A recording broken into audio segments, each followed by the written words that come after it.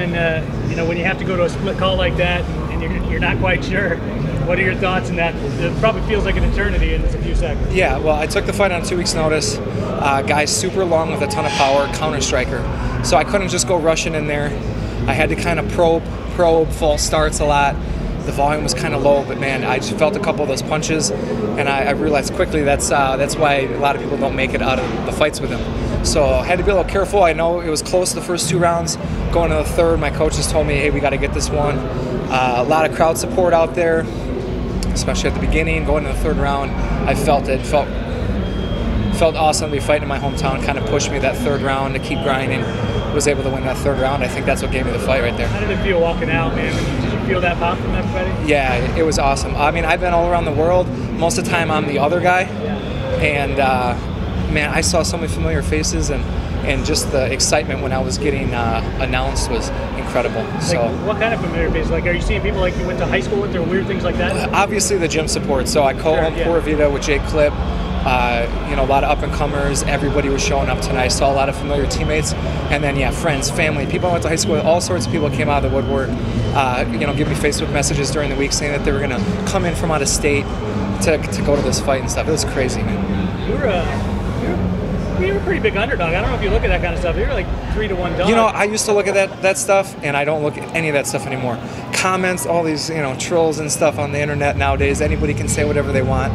Hey, I'm the one that's going out there and exposing myself for y'all to see, and I'm the one that's putting it on the line every day and going out there. So I'm not going to worry about what other people say. I don't even look at the odds. How much better would it feel though to know that? Hey, now that I know it, thank you. Yeah, and he's a good prospect, man. I felt him in the clinch. I felt him on the ground. Like we kind of landed in like that modified half guard position.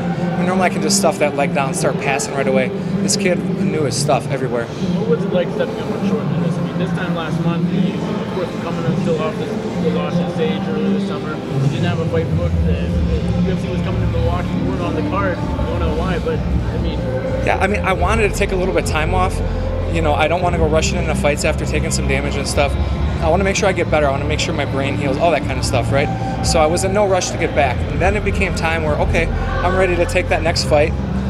My manager and I were thinking maybe like February, but with the UFC coming in December, I really wanted to get on this. Card was already kind of filling up. Saw that there was a welterweight fight. Eric Koch, you know, for whatever reason, coming up to that weight class and has also been a little inactive. So I wanted to stay ready. And, you know, my team, you know, over at Pura Vida, we were keeping a close eye on things and just making sure that they were getting me ready in case something came up.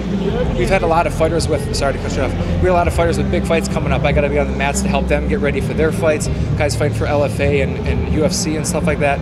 So I'm always on the mats. I'm always staying semi-ready, and the call came in, I could take it. Do you have any idea why they didn't already have you on the card without someone getting hurt? I have no idea. No idea. Did you identify Eric Koch as, like, early on as somebody like, hey man, this might be a guy that might be our way in? You're always keeping an eye on the weight classes, right? And then I see, okay, there's a welterweight matchup, and it's Eric Koch, who was a 45er, then 55, now 70, and the fact that he's been, you know, in and not as active. You just look at the data, and so I thought, man, I better stay ready a little bit. You know, I got to keep my weight in a good area. I'm going to be on the mats more than normal, and sure enough, that's what happened. My manager called me and said, hey, you guys called it. Eric's got to pull out, so it's your fight. And of course, I was going to say yes. I even forgot who the opponent was. I mean, I was just like, yeah, I don't care who it is. I'm fighting in Milwaukee. What's your 2019 need to look like for you now? Now, you know, coming off a big one like this, the kind of the emotional fact of fighting at home, taking it on short notice, pulling an upset. What does it mean? That was my 30th sanctioned fight. I feel like I've got the experience now. I'm turning 32 next week. I feel like with what we do, this is the prime of my athletic career. You know, these next couple of years, I really want to push and keep moving up the ladder and reach my full potential. So I want an active, I want an active 2019. See where it takes me. You got the win, but the small amount of time to affect you to train or to get ready for the fight? I've taken a lot of short notice fights. I think all 4 of my UFC wins were taken on 3 weeks or less notice. So I don't know, when the pressure's on. Also another time where maybe my job was in jeopardy. Fucking show up. Would you have taken this fight if it wasn't so important to you being in Milwaukee? Would you have taken this one on 2 weeks? I don't know. Well, I mean, a lot of variables there to consider, hard to say. But with what was happening, I said yes, I had to. Just out of curiosity, you said this was your 30th sanctioned fight. Ballpark, how many unsanctioned fights have you? Maybe double, but none in the last 10 years, so that's what's important.